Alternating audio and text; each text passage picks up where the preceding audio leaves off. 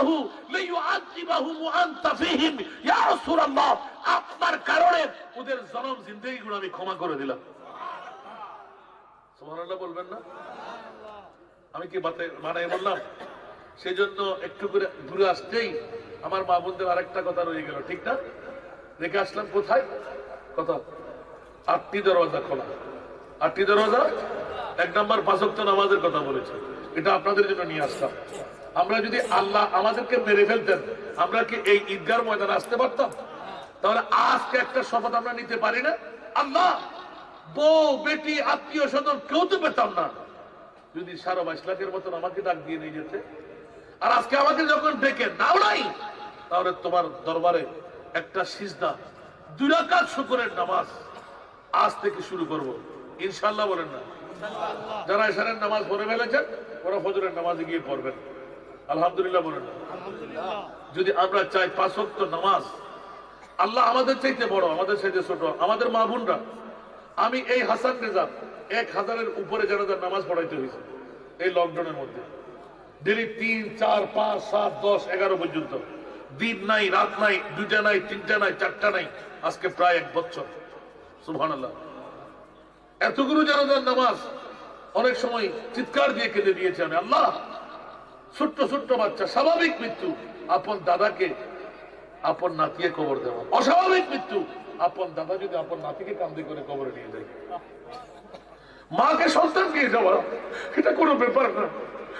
মা যখন আপন সন্তানকে কাপড়ের আসল দিয়ে মুছে দেয়, বাবা তোকে ক্ষমা করে দিলাম, ওই মার অন্তর কেমন করে বরদাস্ত করবে, জনগণ কেমন করে থাকতে পারে? আমি দেখেছি অনেক মা হাত ধরে আটকে ধরে নেয়, আল্লাহ আমাকে না নিয়ে আমার ছেলেকে কেন নিয়ে যাচ্ছিস? আমার বুকের দুধ খাওয়াই আমার ছেলেকে আমি মানুষ করেছি, আল্লাহ এই ছেলেকে আমি সাদা কাপড় পরাই নিয়ে আসতে হবে, এটা জানতাম না বাবা। আপন বাবা বেহুশ হয়ে পড়ে গেলেন, কার জানাজার নামাজ পড়তে লাগলাম? আজকে জানাজার নামাজ পড়বে আমি বাবার, আর আমার সন্তানের জানাজা আমাকে পড়তে হচ্ছে। আল্লাহু আকবার। বাবারা ভাইরা আমার, আজকে যদি এই ওয়াদাটুকু আমরা করতে পারি না, আল্লাহ করুণা ভাইরা যে তুমি 22.5 লক্ষের উপরে মানুষকে মেরে ফেললে ঈদগাহ এই আজকের এই রানীগাঁওয়ের জমিনে আমাদেরকে তুমি বাঁচিয়ে রাখলে, আল্লাহ আজ থেকে আমরা নামাজ ছাড়বো না, 5 ওয়াক্ত নামাজ পড়বো ইনশাআল্লাহ। তো জোরে বলেন না? একটু ওয়াদা দিলে কি ক্ষতি হবে? আমরা কি পারবো না? কথা গেল 5 ওয়াক্ত নামাজ আমার মা বোনদের জন্য 8টি দরওয়াজা খোলা। সুবহানাল্লাহ।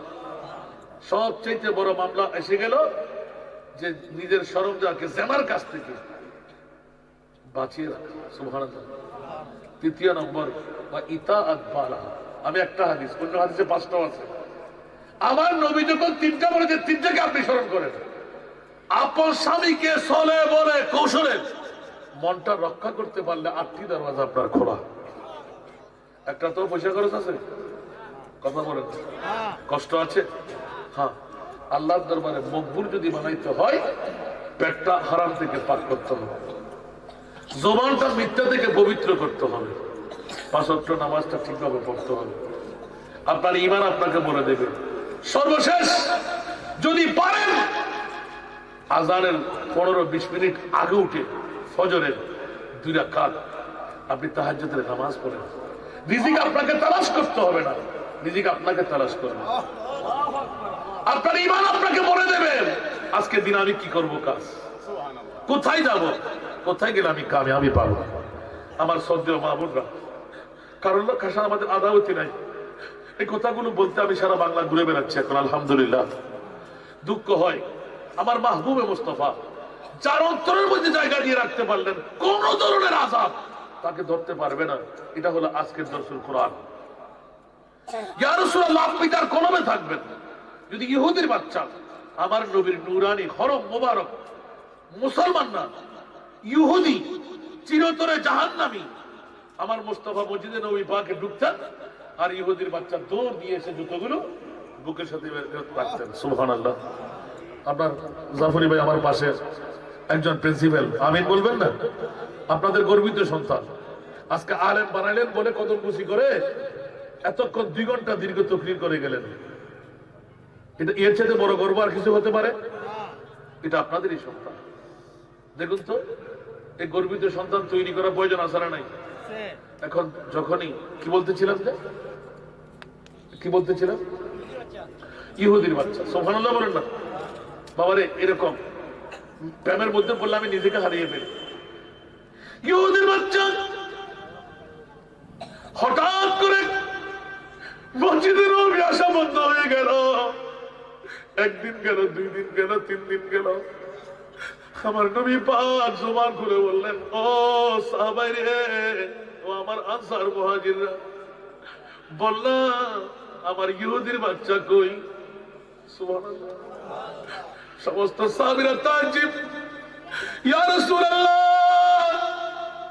আমাদেরকে বাদ দিয়ে ইহুদির বাচ্চার খবর কেন আমার নবী বললেন আমি রহমতুল লিল আলামিন সুবহানাল্লাহ আমার ইহুদির বাচ্চা কই সাহাবী একজন ইয়া রাসূলুল্লাহ ইহুদির বাচ্চা আজকে 3 দিন ধরে অসুস্থ মরজে শদীদ বাঁচবে কিনা জানি না মুসলমানের সন্তান না বলে আমাদের কাছে খবর নাই আমার নবী 1 মিনিট দেরি করলেন না বললেন ও সাহাবীরা তোমরা অপেক্ষা করো আমি ওই ইহুদির বাচ্চাকে একটু দেখতে যাই ও মুসলমানের বাবারা ভাইরা আমার নবী ইয়াদাতুল মরিজ আল্লাহু আকবার একজন বিমারীকে দেখতে যাওয়া সুন্নতে মুস্তাফা আলহামদুলিল্লাহ বলবেন না পারলে কিছু ফ্রুট নিয়ে যাওয়া সুন্নতে মুস্তাফা না পারলে হাতে কিছু টাকা দেওয়া সুন্নতে মুস্তাফা ফ্রুটও নিতে পারলেন না টাকাও দিতে পারলেন না কালামাতুন তাইয়্যিবা ওর সাথে একটু পাকামুক্ত কথা বলা আপনি ভালো হয়ে জানেন মাথার উপর হাত বুলিয়ে দিলেন সান্ত্বনা দেবেন মরবে না তো ডাক্তার চিকিৎসা করলে ভালো হয়ে যাবে এটা আপনার জন্য তোফা হয়ে গেল সুবহানাল্লাহ বলবেন না কয়টা দিক দেখাইলাম 3টা দিক মহিলাদের একটা দিক রয়ে গেল এখন না বলে দিছি আলহামদুলিল্লাহ বলেন না ইহুদির সন্তান মুস্তাফা যখন বের হলেন অনেক সাহাবায়ে কেরামরা আওয়াজ বন্ধ 2 চোখের পানি ছেড়ে দিলেন ইয়া রাসূলুল্লাহ কি মামলা রহমতুল লিল আলামিন কি দয়া কি মায়া দুনিয়ার জগতের মধ্যে এরকম নবী কেমন করে হয় এতদিন জেনেছিলাম মুসলমানের জন্য নবী পাগল আমার নবী তো দেখতে পাচ্ছি ইহুদির সন্তানের জন্য পাগল আমার নবী দেখলেন যাও তোমরা আমি একটু ইহুদির বাচ্চাকে দেখতে যাই আর ইহুদির বাচ্চার কাছে গিয়ে নূরানি হাতটা যখন মাথার উপর রাখলেন দেখা যাচ্ছে তাপ এমন জ্বর ডান দিলে ক্ষয় হয়ে যাবে ঠিক কিনা হাত নিয়ে নিলেন ডান দিকে দেখতেই দেখা যাচ্ছে আজরাইল সুবহানাল্লাহ আমি কি আজরাইল দেখবো আমার নবী আজরাইল দেখে কি দেখে না আমার নবীর পাওয়ার আছে না নাই আরো জোরে বন্ধুরা আমার মুস্তাফা যখন আস্তে করে হাত দিয়ে আজরাইল দেখলেন ইশারা দিয়ে বলে আজরাইল খবরদার এই ইহুদির সন্তানের রূহ কবজ করবি না সুবহানাল্লাহ আমার নবী বললেন মাথার উপর হাত বুলাইতে বুলাইতে ও ইহুদির বাচ্চা আমি রহমতুল লিল আলামিন নবী তোর প্রেমের মধ্যে চলে আসলাম তোর অন্তরের মধ্যে আমার জুতা মোবারকের প্রেম ঢুকে গেল আমি রাসূল মসজিদে পাক থেকে এসে তোকে চাই না আর এখন পরে খুলে বলবো আমার চেহারার দিকে তাকা নবীর নূরানি চেহারার দিকে তাকাইলেন যখন ওই সন্তান 2 দানে চোখের পানি ছেড়ে দিলেন আমার নবী বললেন ও ছেলে বললেন আমার মুখে মুখে কলমা জোরে বলুন না সুবহানাল্লাহ লা ইলাহা ইল্লাল্লাহু মুহাম্মাদুর রাসূলুল্লাহ ছেলে বাবার দিকে তাকাই মার দিকে তাকাই আব্বা আমি এখন কোন দিকে যাই জন্মদাতা বাবা আমার চোখের সামনে নারকাটা মা আমার চোখের সামনে আমি কি করব আমার রহমতুল লিল আলামিন বলতে লাগলেন ও সন্তান রে মার দিকে তাকাস না বাবার দিকে তাকাস না আমি রহমতুল লিল আলামিন মুসলমানদের বড় দয়াবান নবী সুবহানাল্লাহ আমার দিকে তাকা পর আর বাবা বলতে লাগলেন রহমতের মায়া হয়ে গেল কুদরতের ছায়া হয়ে গেল বাবা বলতে লাগলেন ও হাজারের সন্তান রে যে রহমতুল লিল আলামিন নবী আমাদের ঘরে এসে গেল এরকম কোন দরদি নবী আর দেখি নাই শুধু মুসলমানদের নবী না আমরা ইহুদির ঘরে সেই নবী রহমতের কদম রেখে দিল ওই জন্য নবী না হয়ে আমার কে নবী হতে পারে? আমি বাবা বলে দিলাম যা কলমা পড়ে দে, আর তোর বাবাও পড়ে দিলাম। মা বলতে লাগলেন ও সন্তান রে, আমিও পড়ে দিলাম। মা ছেলে মা তিনজনে পড়ে দিলেন বাবা লা ইলাহা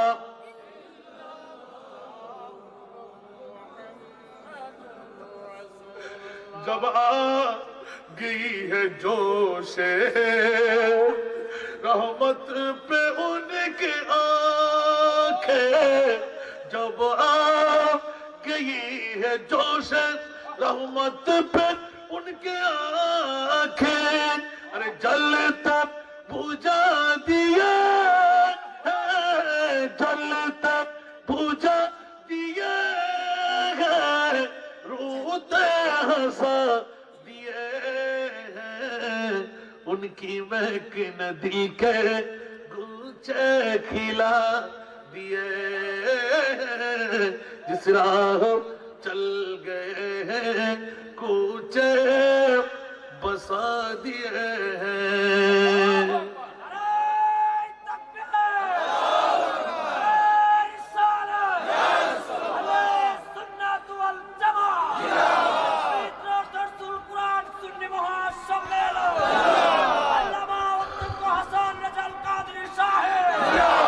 দরসুল কোরআন না হলে বলতাম না করুণা ঢেউ জাগে তারি নয়ন কোণে, করুণা ঢেউ জাগে তারি নয়ন কোণে, আরে কান্নাই হাসি ফুটালে, কান্নাই হাসি ফুটালে, জ্বালানি বা দিলেন।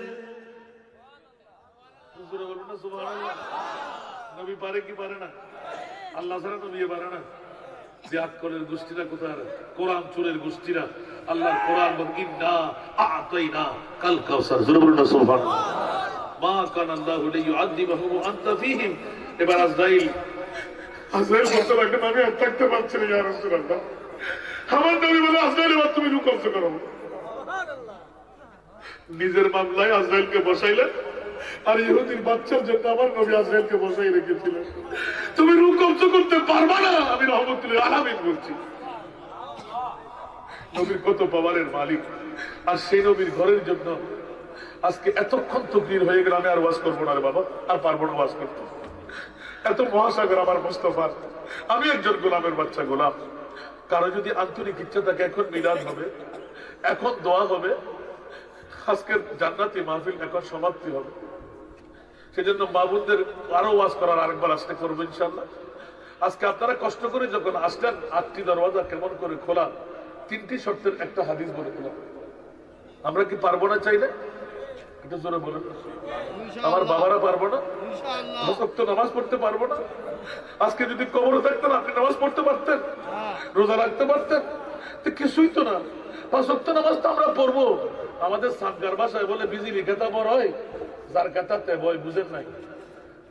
আপনার কাতা কম্বল যদি ভিজে যায় তাহলে বার হবে কার? আমার না? এখন শীত পড়লে আপনি কোথায় যাবেন? কম্বল তো ভেজা, কাতা তো ভিজা, কোথায় যাবেন? সেজন্য ওই কাজ করবেন না। আজকের দিনটাই ভালো, ফুরে দেন আজকের দিনটার মধ্যে আজকের নামাজ। 5 ওয়াক্ত নামাজ পড়বেন, 2 রাকাত শুকরের নামাজ পড়বেন, 2 রাকাত পারলে তাহাজ্জুদ পড়বেন, বাড়ানো লাগবে ছেড়ে দিয়ে। আর যদি আপনার ঈমান বলে আপনি মজা ধরে রাখবেন। আল্লাহ আমাদেরকে কবুল করুন, আমিন। আজকের দরসরে ছোট্ট একটি কোরআনের আয়াত, মা কান আল্লাহু লিয়ুআযিবাহুম। যদি আজকে এই ফয়জে মদিনা হাজী সামাদ জুবেদা হিফজুল কোরআন এখানে যে দাঁড় করা হলো, আল মাদ্রাসাতুল বাইতি, আমার নবী বলেছেন এটা আমার ঘর, সুবহানাল্লাহ। তো নবীর ঘরে যদি নবী থাকে, আমি আজকে থেকে গত 1 বছর আগে এসে বলেছিলাম ইজা মারারতুম বিরিয়াজিল জান্নাহ ফারতাউ, তোমরা পৃথিবীর জগতে যদি একটা জান্নাতের বাগান পাও, ওখানে বসে কিছু খেয়ে নিও। সুবহানাল্লাহ বলেন না? কালু, আমরা সাহাবায়ে কেরামরা, এখন আপনারা হাসান রাজা বলেন তো, জান্নাত তো দেখিও নাই চোখে, এই আপনার এই রানীগাঁওয়ের জমিনে কেমন করে আমরা জান্নাত তালাশ করব? আমার নবী বললেন কালা রাসূলুল্লাহ সাল্লাল্লাহু আলাইহি ওয়াসাল্লাম মাজালিসুল ইলম, ওই জান্নাতের বাগান হলো এই পবিত্র হিফজুল কোরআন মাদ্রাসা। সুবহানাল্লাহ বলবেন না? তো নবীর ঘরে নবী থাকবে না? আমি বলছি না, আমার রাসূল বলেছেন জান্নাতের বাগান আছে না নাই? আপনারা নারীরা পুরুষরা পাশে বসে পর্দা অন্তরালে দাঁড়িয়ে কেরাত শুনবেন, এটা হলো আপনার খাওয়া। ওখানে ছেলেদের মাথার মধ্যে হাত রাখবেন, ওটা হলো আপনার খাওয়া। আমি একটি কথা না বলে পারলাম না, গৌসে পাকের একটা ছোট্ট কথা বলবো, শুনতে কি রাজি? বাস, গৌসুল আজম পীরানের দস্তগীর বুড়া আর বুড়ি, বুড়া আর বুড়ি একদম বাস্তবে মিলে কিনা দেখবেন। আজকে আমি খুশি লাগতে লাগলো, আমি একজন কারিগরের সন্তান, একজন হাফেজের কোরআনের বাবাকে দুনিয়াতে অ্যাওয়ার্ড দিলেন, আমার মুনিব কিয়ামতের ময়দানে স্বর্ণের তাজ পড়াবেন। এখন বুড়ার বুড়ি বলতে লাগলো আমাদের কাছে ছেলেও নাই, আমাদের কাছে মেয়েও নাই। মাদ্রাসায় নিজামিয়ে চলে গেলেন, মাত্র গৌসুল আজম এসে 10 দিন 11 দিন লিখতে লাগলেন। কয়দিন? কথা বলেন না, মাত্র 10-11 দিন বাড়ির থেকে পড়তে ভর্তি হলেন। সুবহানাল্লাহ বলেন না? এখন মাদ্রাসায় নিজামিয়ার ওস্তাদ জি, যিনি গৌসুল আজমের ওস্তাদ, উনি বুড়া গেলেন, বুড়া কাঁদতে লাগলেন অফিসে গিয়ে, হুজুর আমাকে একটা ছেলে দেন। সুবহানাল্লাহ, আমার কাছে ছেলে মেয়ে নেই, ওই ছেলেকে আমি লালন পালন করব, আপনার মাদ্রাসায় এসে ক্লাস করবে, কিন্তু কিয়ামতের ময়দানে ছেলে আমাকে মা বাবা ডাকতে হবে। জোরে বলবেন না সুবহানাল্লাহ? আজকে আপনারা, আমি আজকের ফয়জে মদিনা হাজী সামাদ জুবাইদা হিফজুল কোরআনের একটা জিনিস আনুকি হয়ে গেলাম। আমার কাছে এখন 250 ছাত্রছাত্রী, 2 জন বাবুর্চি, এতগুলো মানুষ দিয়ে প্রায় 2-2.5 লক্ষ টাকা খরচ শুধু খাওয়ার। আর এখানে খাওয়া নেওয়ালা এই এলাকার মানুষটা বাবারা কি তাজ্জুব। এখন ওই বুড়া চলে গেলেন, আপনার কাছে মিল না খেলে ছেড়ে দিয়েন। বুড়া গেলেন অফিসে, উস্তাদ বলতে লাগলেন তোমার ভাগ্য ভালো, একজন নতুন ছেলে আসছে, তার নাম আব্দুল কাদের। সুবহানাল্লাহ বলেন। ইন্নামাল আমালু বিন্নিয়াত। আপনি কাকে পড়াচ্ছেন? কে আসতে লাগলেন? উনি তো বুড়া নিয়োগ করে যায় নাই। বুড়া গেলেন যে আমাকে একটা ছাত্র দেন, আমি বড় জমিদার, আমার টাকাগুলো খাবে কে, আমার জমিদারি চাইবে কে? বাদ দেন, অন্তত মুনিবের কাছে কিছু নিয়ে নি, একজন মাদ্রাসার ছাত্রকে বুকে লাগাই। সুবহানাল্লাহ। এটা আপনারা আমার ওলামায়ে কেরাম আমার পাশে, আর জাফরি সাহেব তো কথা জননেতা, ঠিক না? একটা কথার বেড়াইনে বলে কালকে আসলে যে কান্দা বাদ দিবি না, এটা তোতলা মানুষ তো রাগ, তো কালকে দেখছি আমি এক জায়গায়, ওরে বাবা রে বাবা, রাগ হলে বোঝা যায়। আলহামদুলিল্লাহ বলেন। আল্লাহ ওনাকে আরো সান্ত্বনার দিকে সুন্নিয়তের এগিয়ে নেওয়ার আল্লাহ তৌফিক দান করুন। বন্ধুরা, বুড়া চলে আসলে একদম নিম্নের দিকে চলে আসছে, ওয়াজ শেষ। এখন বুড়াকে ওস্তাদ বললেন ওই ছেলেটাকে নিয়ে যান। এখন ছেলে কি, আপনি কোথেকে, আপনার নাম? গৌসুল আজম বললেন নাম গ্রাম সব বললেন। বাবা আমাকে আপনি নিতে পারবেন না। কেন? আপনি আমাকে, যদি আমি ছোট্ট ছেলে হতে পারি, কিন্তু আমাকে একটা ঘর দিতে হবে বাইরে, আপনার মূল ঘরে আমি থাকবো না, 1 নম্বর শর্ত। সুবহানাল্লাহ। তাহলে ঠিক আছে না? এখানে কি ছাত্ররা আপনাদের ঘরে থাকে না মাদ্রাসায় থাকে? সুবহানাল্লাহ বলেন না? দেখেন কতদিন আগের ঘটনা। আল্লাহু আকবার। বন্ধুরা আমার, গৌসুল আজম বলতে লাগলেন ঘরের বাইরে আমাকে একটি ঘর দিতে হবে। বলেছে বাবা তো পারো না, ঘরটা পারো না, হোক খারাপ হলেও আমি থাকতে পারলে হবে। সুবহানাল্লাহ। কারণ আল্লাহর ওলিদের কাছে কোনো ভয়, লা খাউফুন আলাইহিম ওয়ালা হুম ইয়াহজানুন। উচ্চ আওয়াজ দিয়ে বলুন না সুবহানাল্লাহ। দুনিয়াতেও ভয় নাই, কবরেও কোনো পরেশানি নাই। সুবহানাল্লাহ বলেন না? আচ্ছা ঠিক আছে। একটা দ্বিতীয় নম্বর, মাগরিবের নামাজের আগে খাওয়া দাওয়া সব শেষ করতে হবে।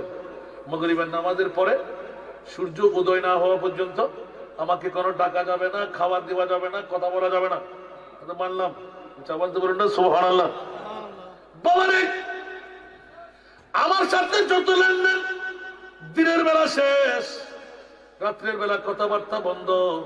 আর আপনার কোনো কাজ আমি নিজে খুঁজে খাবো না, আপনি নিজে প্রয়োজন হলে দিয়ে আসবেন, না পারলে দিয়েন না, আমি কোনো অভিযোগ করবো না। উঁচা আওয়াজ দিয়ে বলুন না সুবহানাল্লাহ।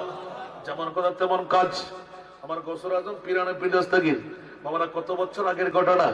এখন বুড়া বাবা বড় খুশিতে নিয়ে আসলেন আপন বিবিকে, বলেন বিবি আমি তো জমিদার, তুমি জমিদারের বধূ, খবরদার কোনোদিন তোমার এই সন্তানকে মাগরিবের নামাজের আগে খাবার দাবার শেষ করাই দেবে, যা যা খাবার দাবার কথাবার্তা মাগরিবের নামাজের পরে দরওয়াজা বন্ধ করে দেবে, কোনো কথাবার্তা বলতে পারবে না।